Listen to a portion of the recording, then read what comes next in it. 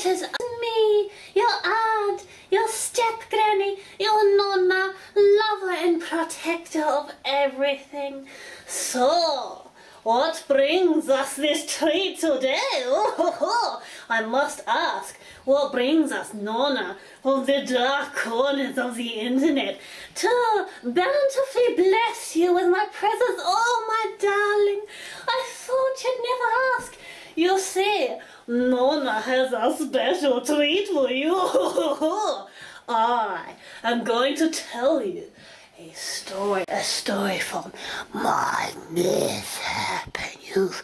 Ooh, what could this story be? I hear you ask.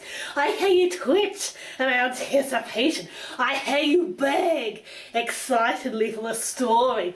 Heaven forbid Nonna tells one of her precious stories. Okay, you have convinced me. You have changed my mind. You have won me over, my darling grandchildren, great grandchildren, and descendants stretching on forever. You have won me over indeed. Nonna, dearest, darlingest Nonna, is going to tell the mystery of the golden orb. So be sure to like and subscribe, because the golden orb is not a story to be sniffled at. And what is that I hear you say? You have the sniffles. Oh! No, kawa, iced tea and ginger. May it pray bless your every ill and sniffle, cause I swear we have coronavirus barking at our every step like a misshapen dog. Heaven forbid the coronavirus gets one of my precious grandchildren to die. So make sure you pause this video. I will have all the patience in the world, as long as you do it quickly. Pause and subscribe to my channel indeed, for Nonna's special telling goodness and storytelling are supreme. Go forth, my grandchildren, and here, pray come back quickly, for I may die of a heart attack yet. So, what is this golden orb of my youth? Well, let me tell you. Now, first of all, I assume you've all gone to subscribe to my channel by now, because let me tell you, boy, this story is for channel subscribees only. So go, subscribe, do it right now. Okay, now for those of my loyal followers who have already gone and subscribed and are now sharing all my videos on all of their social medias, this golden orb, it has haunted my very childhood. All throughout my life, I'd hear whispers of it, or see hints of it depicted in children's picture books, or on my childhood diet staple of watching Country Calendar every weekend. This golden orb was something I had been subconsciously searching for my whole entire life. And even now as I'm telling you this, my soul does search for it still. Because you see, despite having seen it only once, the very sight of it alone has only fueled my learning for it more.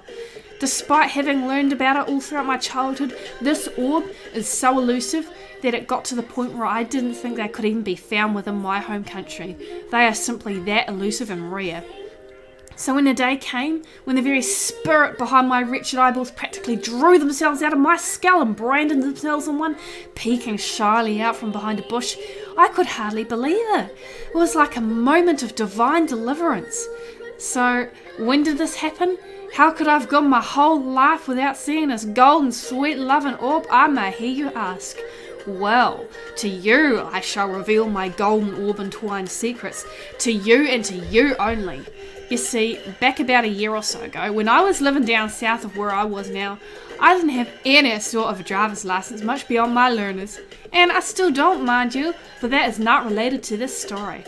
So you see, I didn't have tarot or narrow license, and my long, lascivious legs had to carry me simply everywhere. So one fine summer's day, or maybe it was early autumn, my memory dodders for the life of me. I was walking along down a wee countryside road, and what should I see? Off in the forest, but the very golden orb itself. Hallelujah, hallelujah, hallelujah, hallelujah, Hallelujah! It was curvaceous, it was ligacious, and there it was, demurely gleaming in the very sunlight itself, rays streaming down from heaven, sun-kissed by the grace of God divine. And what could I do but practically yeet myself off from a path leading along that roadside, practically to the very depths of the forest itself. For you see, this path that I was walking down took me past a long and winding riverside bushwalk, which languished itself into a winding forest. And that winding forest was obviously home to a number of very strange and otherworldly forces indeed. Because how else could such a large and elusive golden orb just be plopped down by the path of the riverbed alone? I mean, there wasn't even a plant or a vine around or anything. So I tippy-toed down, looked all around, but not a single eyeball doth linger, neither human or fey itself.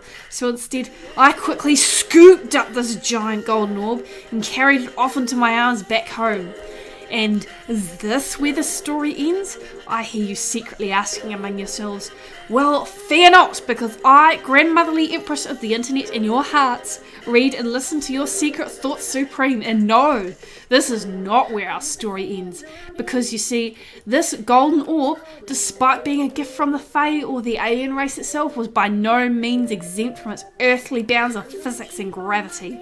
This bitch was chunkier than Nicki Minaj herself. The sheer butt cheeks on this thing were about as heavy as a hunk of granite, potentially even heavier. Think of if said lunk of granite had to go out and kill a man, then twerk its implanted booty cheeks on a suffering and dying corpse. Imagine if said granite had to kill a man by twerking, the sheer guilt said granite would have to live with. And that, my dear friends, is the amount of heavy that this magical golden orb was weighed down with. Because scamming the whole world itself to get your implants put in so that you can then go out to kill a man with said implants, that is a very heavy guilt to bear indeed. So I lugged this jolly thing all the way home, golden orbly butt cheeks and all. This thing was by no means any simple feat. Despite the sheer size of this golden orb alone, I was having to try and transfer it from arm to arm because it was so large and heavy. The very weight and exhaustion of it alone was threatening to tear my arms off, gobble them all up, then go rolling off down the road. Maybe that's how it got so large, causing people's arms to fall off, then gobbling them up for tea. So I was lugging this thing home, right? Putting my soul, my back, and the sheer force of my spirit into getting this thing home. And let me tell you, I thought that my home wasn't all far off. It was literally 10 times more far off than I estimated, just from the pure heaviness and sordidness of this golden orbly beast itself.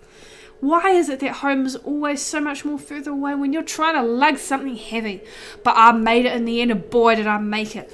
This golden orb may have been bench pressing the weight of the entire sins of the world itself, but the strength within my soul was heavier still, and I promise you that I did not give up. I feel like I may have died and gone to heaven, hell, and purgatory 16 times over already. Valhalla itself was calling my name, but I plonked each ache and bone within my feet, one after the miserable other, and the hour came when I finally made it through that door, so overcome that I'd just about been moulded into the very golden orb I was carrying itself. And what did my landlady say when I got that thing through the door and into the house, our home? Ugh! Take that rotten, yucky pumpkin out of here! I mean, she did say it a lot more diplomatically than that, of course, but the meaning behind her words was all the same. And she said it with love, but how could she? My most precious golden orb had only one layer of bugs, thank you very much, and it wasn't rotten, it was half eaten. I thought perhaps we could scrape and drain all the bugs off of it and perhaps cook it up for tea. Because that's what poverty does to a person, you know. It makes you clever, crafty and insightful. But I did as I was told, and I lugged my elusive golden orb despondently outside. At the very least, I thought perhaps that I might salvage seeds off the thing and recreate more golden orbs out of that. But it was with such heartbreaking tragedy that not even the baby seeds would grow. Was my golden orb really so far cast out from heaven's blessing? Was that how it ended up all alone and cold, abandoned at the side of that riverbed and the edge of that forest path? Maybe God had cast it out from the realms of paradise itself, to suffer as we all must do as sinful and cursed creatures.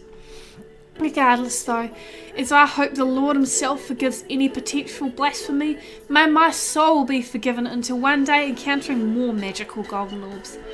Whilst I am an ardent admirer of all things the mighty values pumpkins may hold, the green ones just don't do it for me, as radiant golden orbs might. Maybe one day I might even be able to grow a ginormous one, and live inside it as queen of my very own castle. Until then though, I am thus bound to wander this cursed earth, both orbless and pumpkinless, as a combination of quarantine, lockdown and the economy leaves me eldritch within the swaths of our internet and little more. So please, do leave a like and maybe share my works around. Help me grow powerful enough as queen of this realm, that there may be enough golden pumpkins for us all. Good day.